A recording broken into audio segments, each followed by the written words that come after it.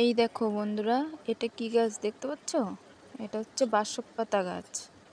যাদের ঠান্ডা কাশি হয় তারা এই গাছের পাতাগুলোকে ছেঁচে রস খেলে ঠান্ডা ভালো হয়ে যায়।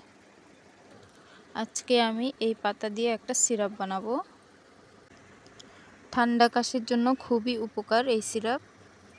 এটা হচ্ছে বাসক পাতা, আমি ধুয়ে নিয়েছি পাতাটা, একটা একটা করে ভালো করে ধুয়ে নিয়েছি। আর এটা হচ্ছে বাবু তুলসী পাতা, এটাকেও আমি ধুয়ে নিয়েছি। এটাকে এখন শিলনোড়ায় ছেঁচতে হবে, ছেঁচে এর রসটা বের করতে হবে।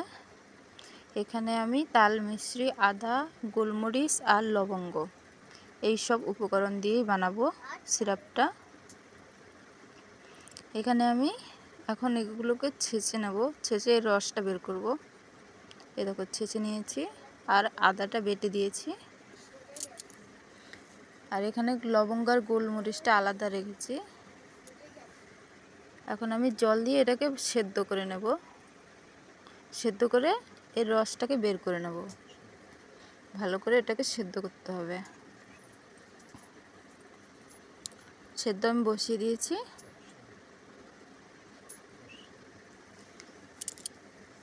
এ দেখো সেদ্ধ হয়ে গেছে, খুব ভালো করে সেদ্ধ করে নিতে হবে। এখন এই রসটাকে ছেঁকে নিতে হবে, কোনো ভালো কাপড় দিয়ে ছেঁকে নিতে হবে। আমি গামছা দিয়েছি, এটা নতুন গামছা।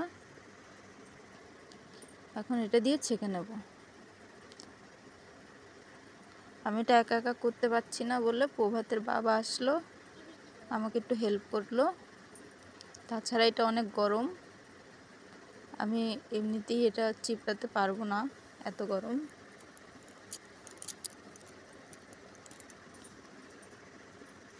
এভাবে ভালো করে নিগড়ে নিতে হবে, রসটাকে বের করে নিতে হবে। এখন এটাকে আরও জাল দিতে হবে। তাল মিছরিটা আমি দিয়ে দিচ্ছি। এটাকে খুব ভালো করে জাল দিতে হবে, একদম ঘন হয়ে যাবে জাল দিতে দিতে।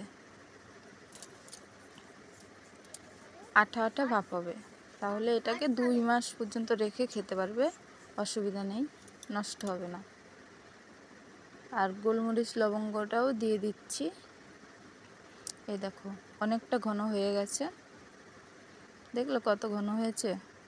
ভালো করে এটাকে জাল দিতে হবে, ঘন করে নিতে হবে, না হলে কিন্তু নষ্ট হয়ে যাবে, বেশি দিন থাকবে না। এই সিরাপটা কিন্তু খুবই উপকার, ঠান্ডা কাশি হলে এই সিরাপটা বানিয়ে খেয়ে দেখবে। এই দেখো বোতলে ভরে এখন আমি এটাকে রেখে দেব, এটা 2 মাস পর্যন্ত নষ্ট হবে না।